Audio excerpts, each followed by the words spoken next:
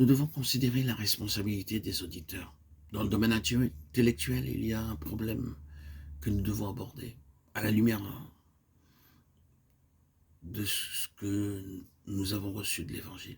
Ne mettons jamais de côté la responsabilité de celui qui écoute. Donc, en premier lieu, considérons-le de cette manière. La souveraineté de Dieu réside dans le fait que vous avez rencontré le message sur votre chemin et qu'il peut agir à cet instant bien précis. Oui, loin dans les temps passés, dans les conseils éternels. Et ce n'est pas un effort d'imagination. Dieu vous voyait. Et il disait, je veux cette personne pour ma pleine pensée concernant mon fils. Or, quand vous entendez cela, tous les conseils éternels de Dieu peuvent se trouver souverainement derrière le fait que vous recevez ce message. Le fait est que vous êtes bien là quand le message est proclamé. Voulez-vous seulement rester là?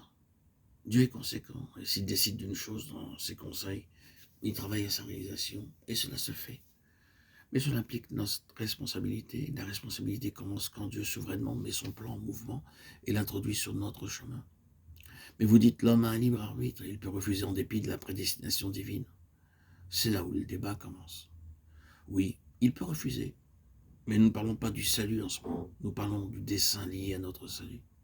Ah oui, nous pouvons refuser ce salut. La question concerne la préconnaissance de Dieu, la prédestination et notre libre arbitre. Nous ne pouvons pas résoudre cela.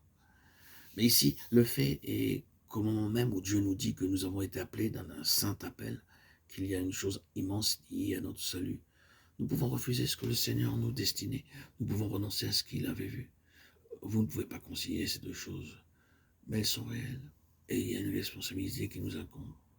C'est là où l'autre aspect du Nouveau Testament fait son entrée, nous avertissant sans cesse. Si, combien de si.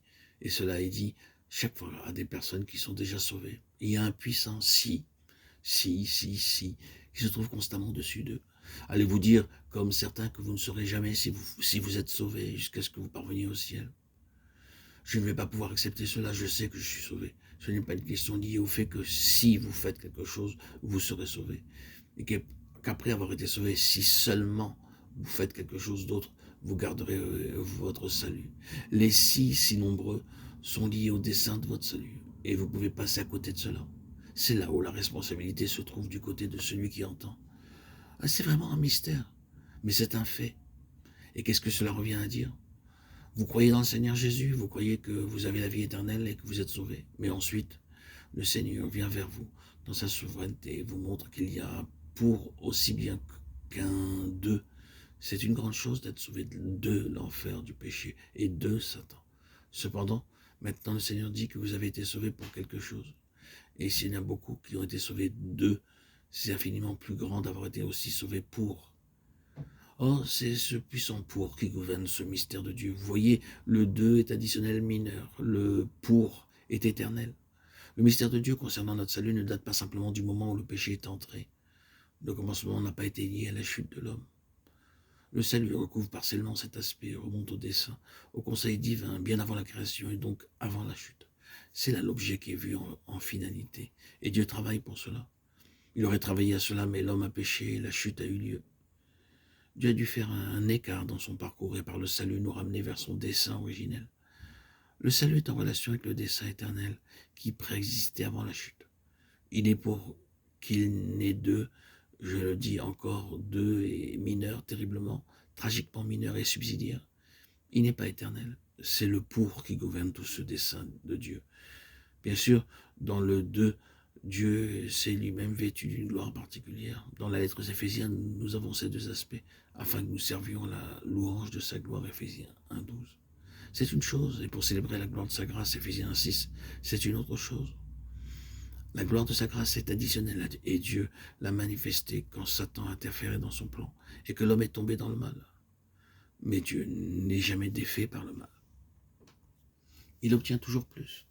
Ainsi, par la grâce mise en œuvre, il a ajouté à sa gloire une nouvelle mesure. Mais remarquez bien que ce n'était pas son intention au commencement. J'ai entendu dire que Dieu était content quand l'homme a péché et qu'il est tombé, parce qu'il lui donnait la possibilité de montrer qu'il était un Dieu de grâce. Bien évidemment, je rejette cette déclaration.